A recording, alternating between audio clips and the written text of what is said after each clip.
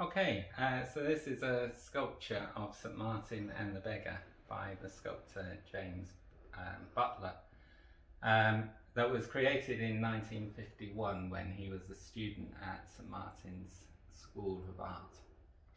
Butler went on to have a career as a well-regarded, much-commissioned figurative sculptor. This is a sculpture, obviously, of the key story in the life of our patron saint, St Martin of Tours, the story where he sees a beggar outside the gates of Tours and stops and cuts his cloak in half and gives half of the cloak to the beggar. So in this scene we see Martin, the Roman soldier, clothing the beggar. The twist in the story is that that evening, that night, St Martin was visited in a dream by Christ, who was the beggar himself. And that story has been a story of huge inspiration here at St Martin in the Fields, so it's tremendous to have this sculpture that captures that moment and that story,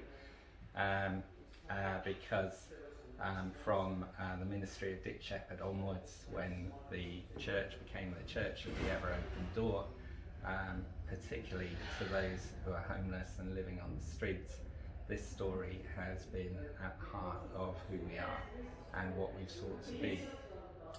However, there's an interesting additional aspect to this sculpture.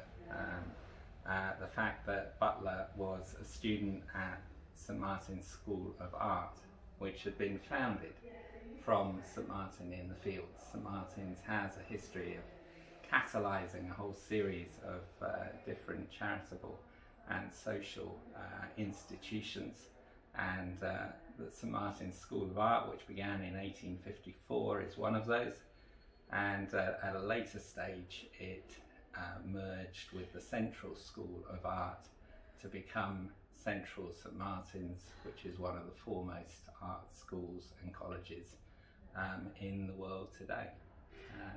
So another interesting connection with our heritage and ministry here from St Martin's, both captured in this significant sculpture.